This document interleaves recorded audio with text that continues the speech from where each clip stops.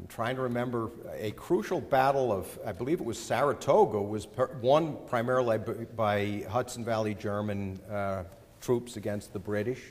And the population, German-American population, was overwhelmingly pro-independence. Civil War, Germans in St. Louis prevented Missouri from seceding from the Union. Germans in Baltimore prevented Maryland from seceding from the Union. There was a mini civil war in southern Texas where Germans fighting for the Union attempted to get Texas back into the Union. So you can see the Germans were thoroughly American in the sense of being pro-Union. There was an entire brigade, what was his name? Can't remember the name of the... in the Civil War,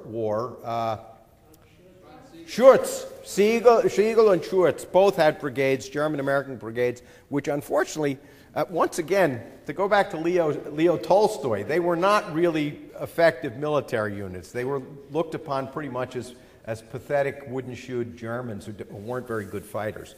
But they tried to do their part. So that's the best I can do. I can't tell you the percentages of American soldiers. I know that Art Jacobs uses the figure of 3 million German Americans fighting in World War II. Professor Wessela? Well, you mentioned the unfortunate gentleman who was hanged in Collingwood.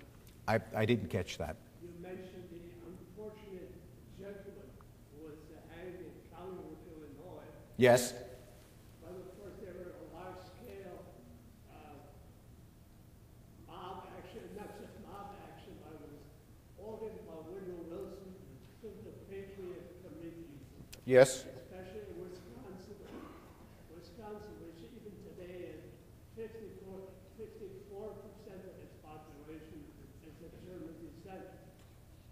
And in 1917, they burned the books of Kant, Hegel, of all the greatest philosophers in the last 2,000 years.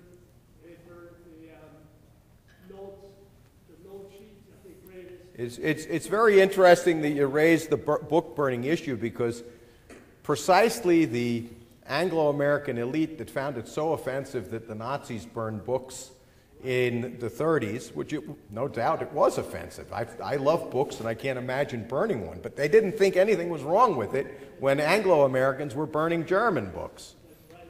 And not only that, then they removed the Goethe statue in front of the main library in Milwaukee.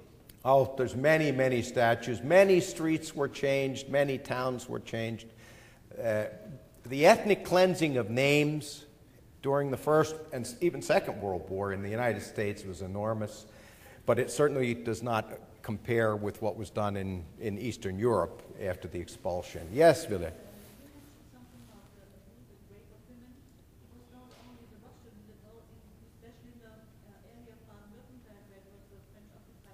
I mentioned the French colonial troops, but yeah, but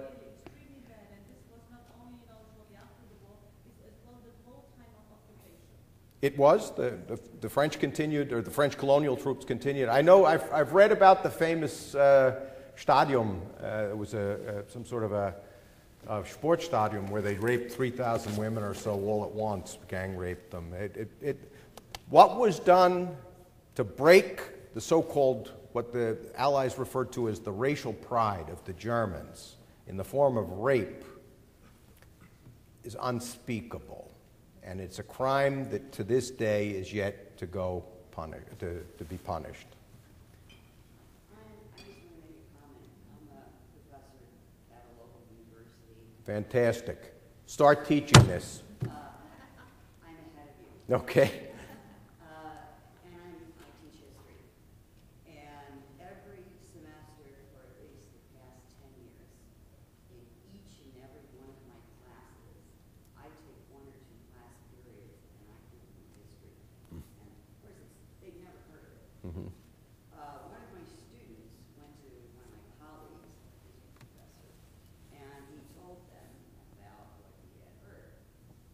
And the history department's response was, it never happened. Oh, yes. Mm-hmm. So, being nice and collegial as I am,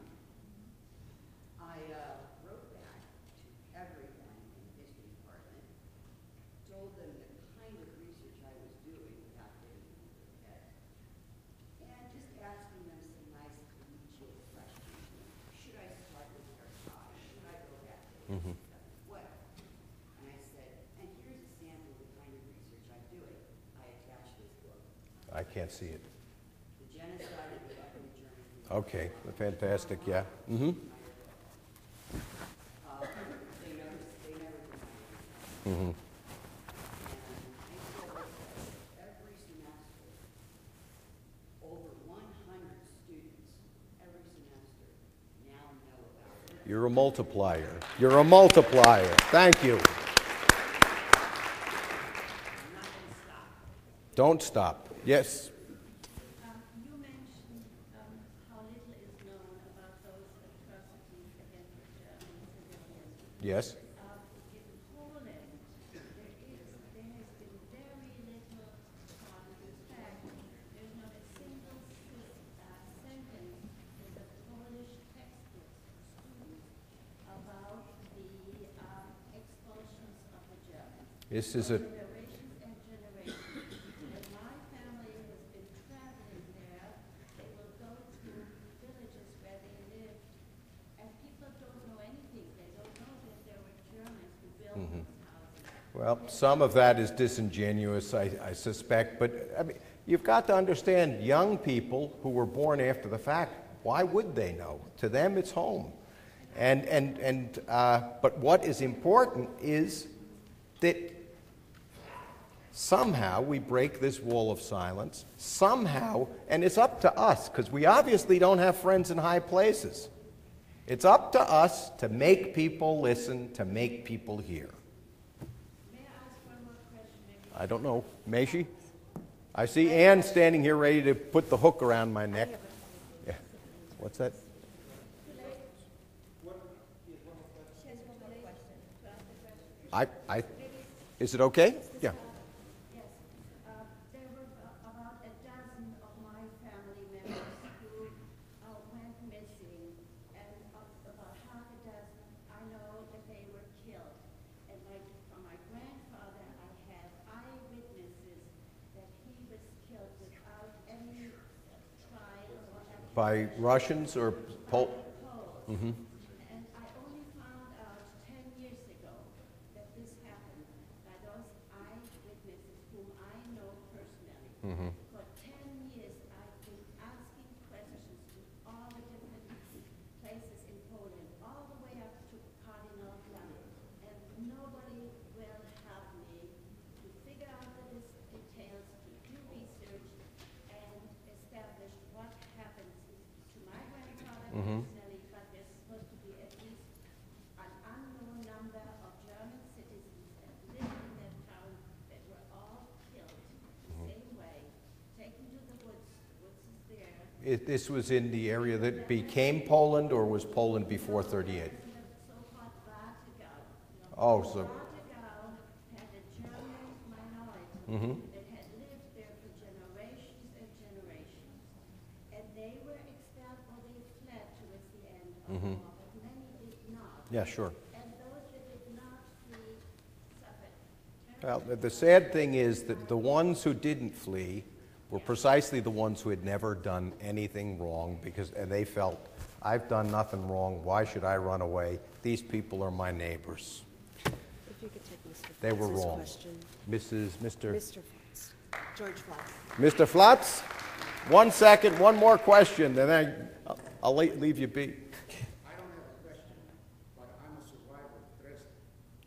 And when we talk about 200,000 people dying, the reason we weren't accounted for, because like the book says, you mentioned that we were all blowtorched in the bunkers and on piles in the middle of the streets. So this way they disappear. But this is my statement, I'm a survivor. You saw it. And I'm quite sure it's over 200,000. Thank you. Well, I agree with you. Yep.